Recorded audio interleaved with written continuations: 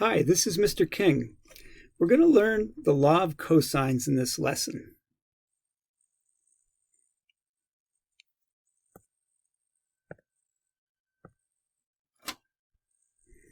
So the law of cosines works with oblique triangles, and it says the following: the square of the length of any side of a triangle equals the sum of the squares of the lengths of the other two sides minus twice the product of the lengths of the other two sides and the cosine of the angle between them. That is a mouthful. Is that how you spell mouthful? So here's an oblique triangle. Vertices ABC, sides opposite, little a, little b, little c. The law of cosines works with side angle side and side side side triangles. So yes, with the law of cosines, you can solve a triangle completely if you know none of its angles.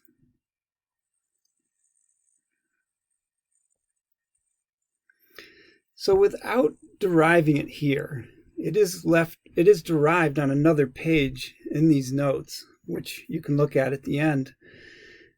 The law of cosines mathematically is much easier to digest. For example, let's look at the first instance here, out of order if you like being in alphabetical order. B squared, okay, that's little b here, is equal to a squared plus c squared minus twice the product of AC times the cosine of angle B. So if we look at this again, if we want to know B, side B that is, we need to sum the squares of the two other sides, subtract twice the product of A times B times the cosine of that angle B. And that's what B squared will be equal to. So if we can find out what A squared plus C squared minus 2AC cosine of B is, we take its square root, we take the positive root, and we know what B is. So as we can see here, we would need to know two sides and one angle. Side angle side. Now, the nice thing about the law of cosines formula, just like with law of sines, it's very easy to remember if you remember one. So with the law of cosines, if we replace b squared with a squared, instead of a squared plus c squared, we need b squared to go in for the a squared. So we get b squared plus c squared minus 2 times b times c times cosine of a. And then c squared is a squared plus b squared minus 2ab cosine of c. And trust me, you can learn those pretty quickly. So again, without derivation, those are the versions of the standard law of sines.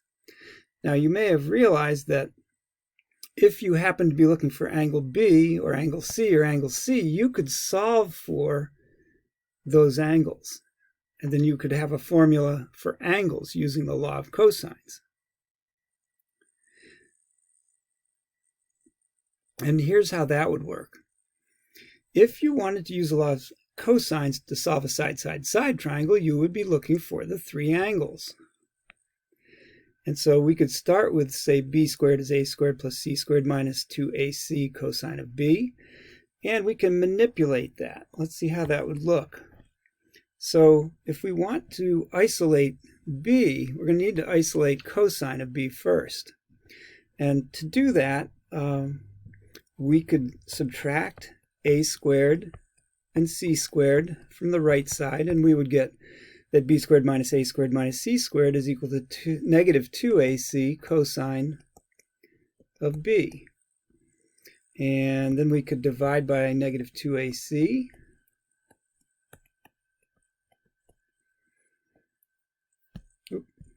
And that would give us cosine of b isolated. And that would be equal to b squared minus a squared minus c squared divided by negative 2ac. And then we could do this. We could switch sides. Since we're going to solve for b, we'll be taking the arc sine momentarily. And this would allow us to say cosine of b is equal to, well, what I'm going to do here is I'm going to multiply the top and bottom by -1 because I want this negative to be gone. I want it to be a positive 2ac. So we multiply the top and bottom by -1. We end up with a squared minus c squared, plus c squared minus b squared over 2ac. And that's a little bit nicer version.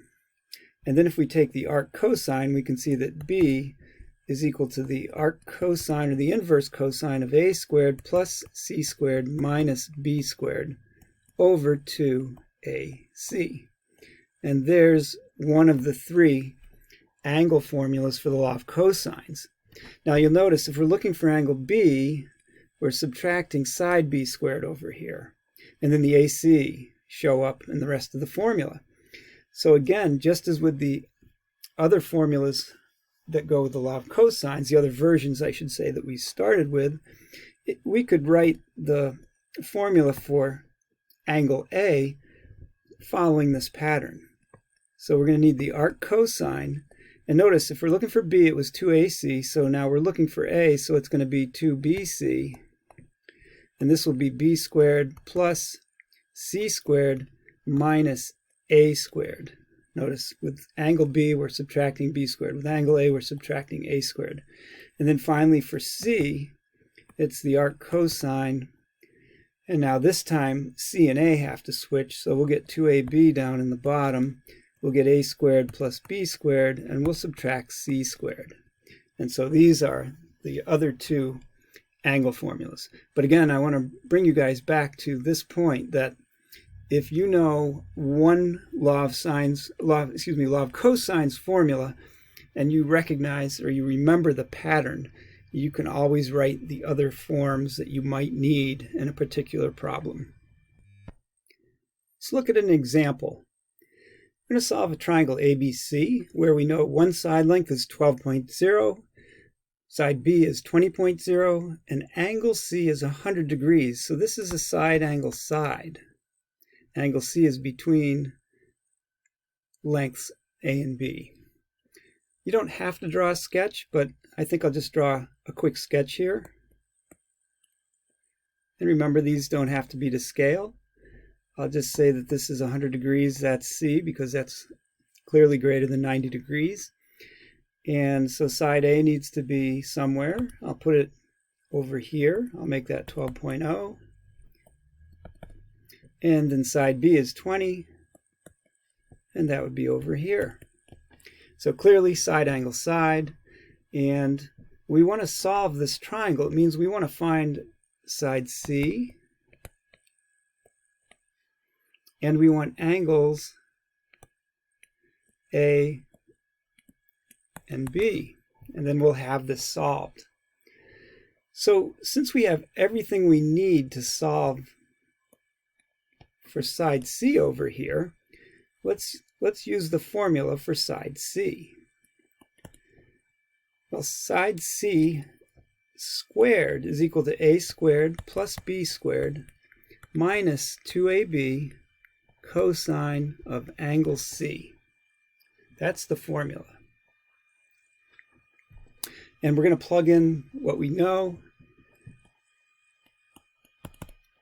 So this is 12.0 squared. We've got to pay attention to the three significant figures here. If we assume 100 degrees is three significant figures, it's not really written correctly for that, but often in math we look askance, we look the other way on significant figures unless we're explicitly asked. So that's 12.0 squared plus 20.0 squared for side B minus 2 times 12.0 times 20.0 times the cosine of 100 degrees, like so. And this will crunch down to some numbers here. 144 plus 400 minus 2 times 12 is 24 times 20, and 24 times 20 is 480. And we've got our cosine of 100 degrees. And if we crunch that in the calculator, we'll come to the number 627.351. I'm going to skip around this next problem for now. And we'll come down here and we're going to solve for c by taking the square root of each sides. And it's 25.047. Again, that's if we ignore significant figures, sig fig. And we'll use these extra digits when we do other calculations. It could impact accuracy. Now, we can go after the unknown angles. Now, one of the beauties, not that this example would exemplify this, but one of the beauties of the law of cosines being used in a problem is that there is no possibility of ambiguity, as there is with the law of sines. So we can just go right ahead and go for angle A now, and we do not need to worry about there being more than one angle here. So we take the arc cosine. Now we need b squared plus c squared for this one, minus a squared over 2bc. And when we plug our numbers in, it looks like this. We've got the cosine of 20 squared plus 627.351. Notice I plugged in the squared value that we found up here for c squared.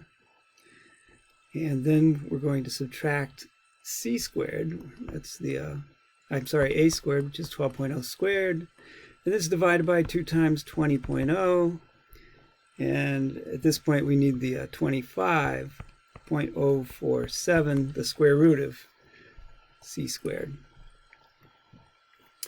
And this ends up crunching to 0.88169.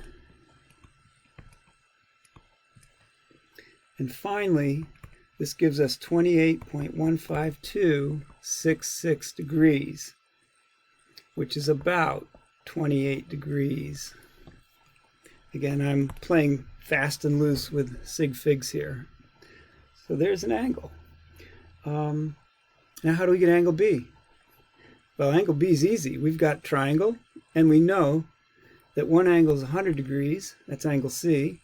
And we know that another angle is 28 degrees. So clearly, to get angle B, we need to take 180 degrees, and we're going to subtract 128 degrees from it. And that will get us to 62 degrees.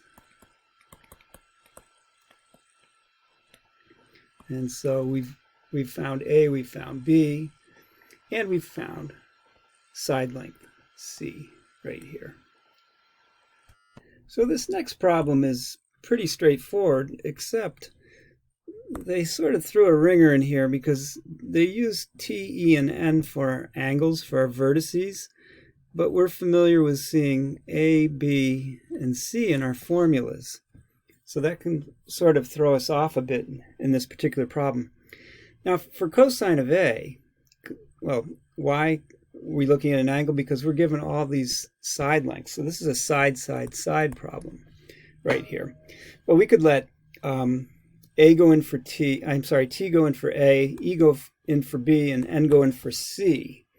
And so we can rewrite this formula. And we could say cosine of T, and that means we're going to need a minus T squared.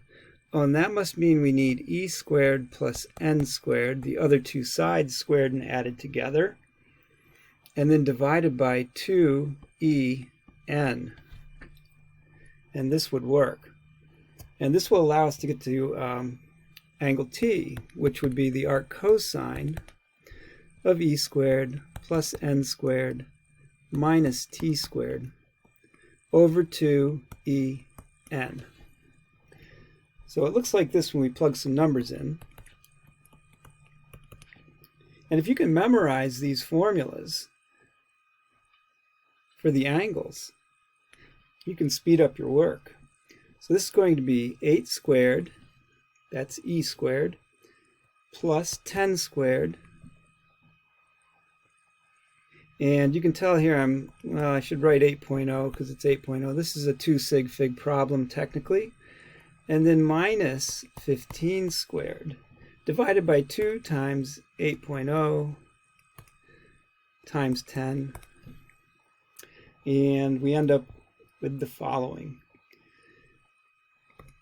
1.96194, which turns out to be in radians when I calculated it. And since we're working with a triangle, we often use degrees. So I'm going to convert 1.96194 radians into degrees by multiplying by 180 degrees over pi. And we get 112.411 degrees. Again, that's not a sig fig answer. Similarly, we can go after n. It's the arc cosine of 15 squared minus 8.0, plus 8.0 squared minus 10 squared. Decimal point after the 0 and 10 to show it's 2 sig figs.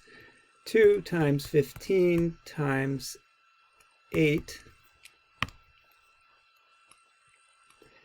in our denominator. And then we can take and find angle n, which happens to be straight into degrees this time, 38 degrees, 0.0475 degrees. And then finally, angle E is found by taking 180 degrees and subtracting T and N. And when we do that, we get 29.5415 degrees. And if we were to do sig figs, of course, we would back off angle T to 112 degrees. Angle N would be equal to 38.0 degrees. Angle E would be equal to 29.5 degrees. Now, it's helpful sometimes to look at our answers and ask ourselves, well, does this answer even make sense? And so as I look up here, I see this 112.411 degrees for T, angle T. Let's look at the side lengths.